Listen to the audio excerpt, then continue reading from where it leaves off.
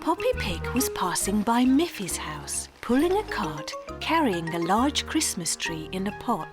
"Good morning, Poppy," said Miffy. "Where did you get that beautiful tree?" "Boris gave it to me, Miffy," said Poppy. "Christmas is coming, and I asked him if he could find me a nice tree." "What a good idea," thought Miffy. "We will also need a Christmas tree."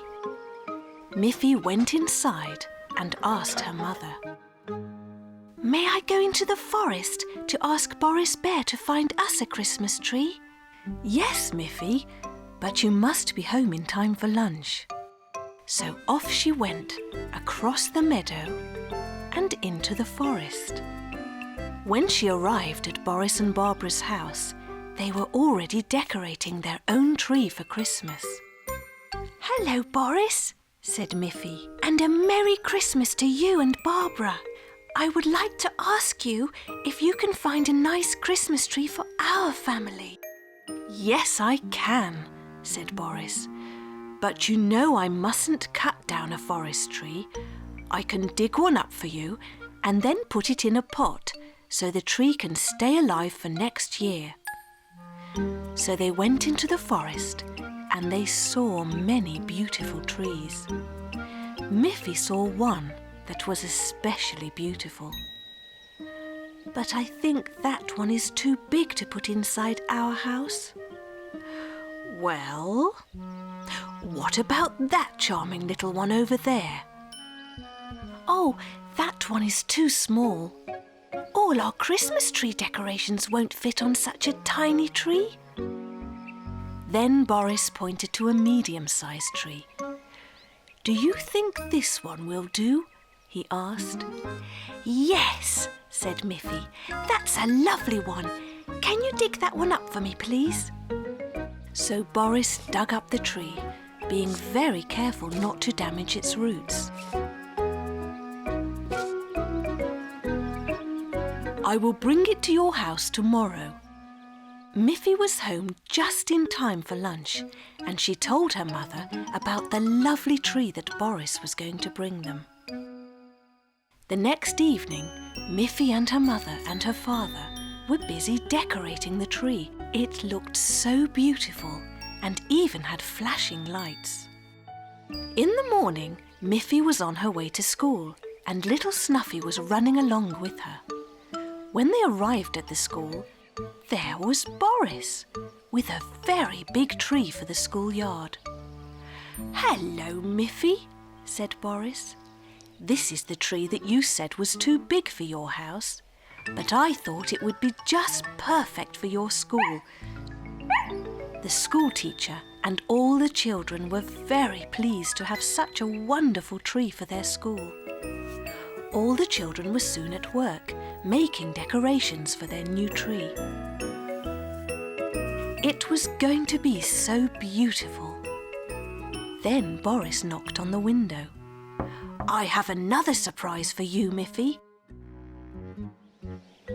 I also brought the tiny tree. I think it will be perfect for Snuffy." "How wonderful," said Miffy. "Snuffy's own special Christmas tree to put near her doghouse." All the school children were happy with their big tree.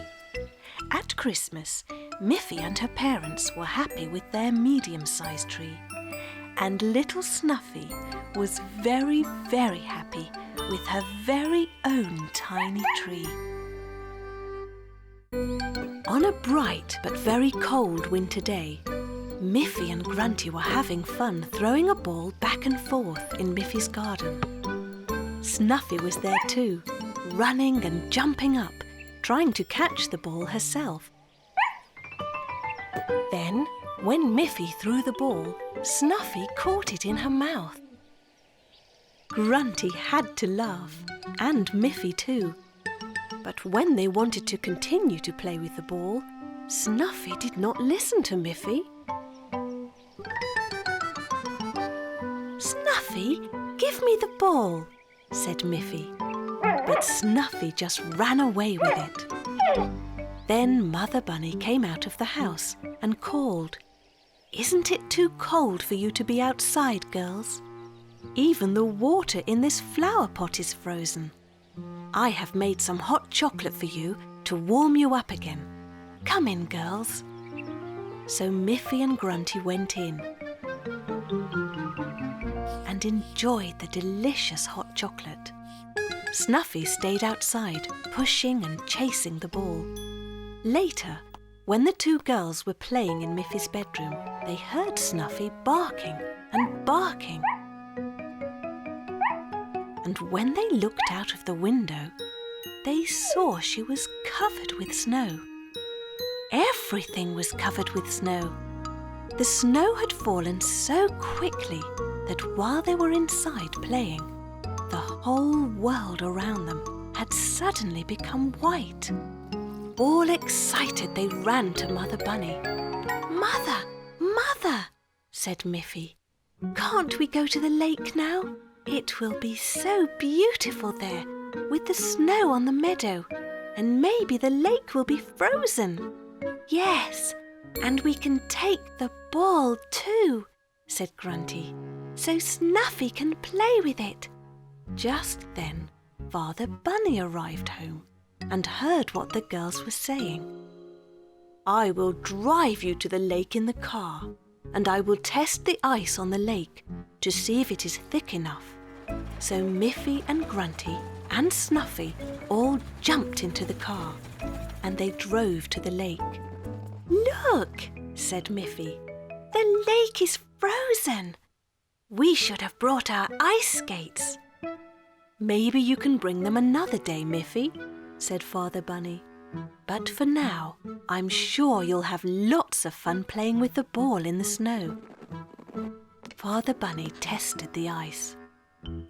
"If the weather stays cold, the ice will be thick enough to go skating in a few days," he said to the girls. "Good," said Grunty. "Let's throw the ball so Snuffy can run after it." That was their new game.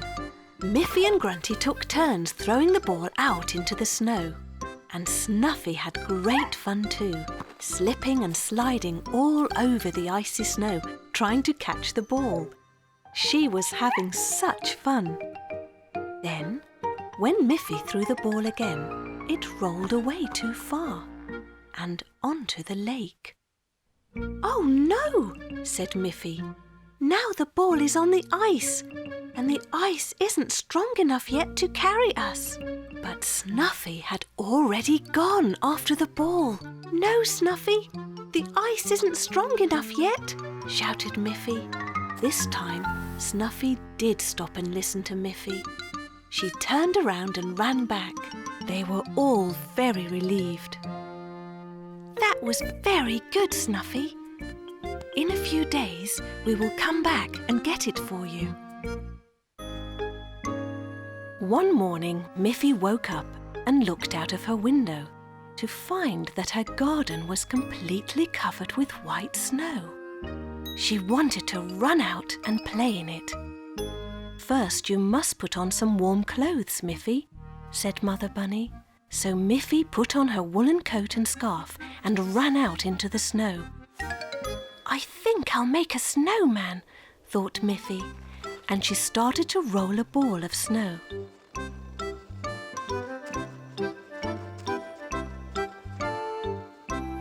Just then, Boris and Barbara Bear skied into Miffy's garden. "Good morning, Miffy," said Barbara. "Boris and I were out skiing, and we thought you might like to come too." "Oh, that would be fun," said Miffy.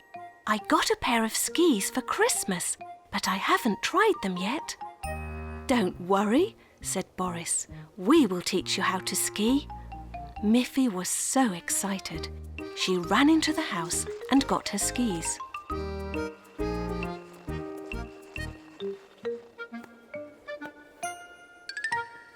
Boris held her while she put them on. "You look like a proper skier already," said Barbara. "Let's start at the easy level, on the flat ground." "Oh, look!" shouted Miffy happily. "I'm really skiing." But then she fell. Don't worry, Miffy, said Barbara. We've been skiing a long time, but we still fall down sometimes. Miffy picked herself up and was soon skiing along nice and smoothly.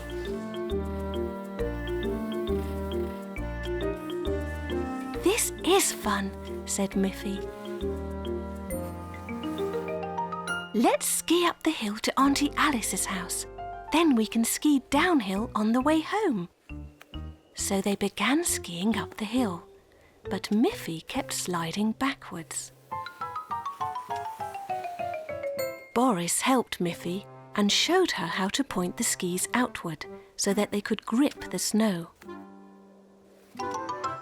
I think I can do it, said Miffy. So she tried, and she found that it worked. It was hard work, and by the time they reached Auntie Alice's house, they were out of breath. Auntie Alice heard the swishing of snow and the huffing and puffing outside her house, and she came out to greet them. Hello, mountain skiers, she said. I think you all need a nice cup of hot chocolate. Boris, Barbara and Miffy took off their skis and went inside with Auntie Alice to enjoy some of her wonderful hot chocolate.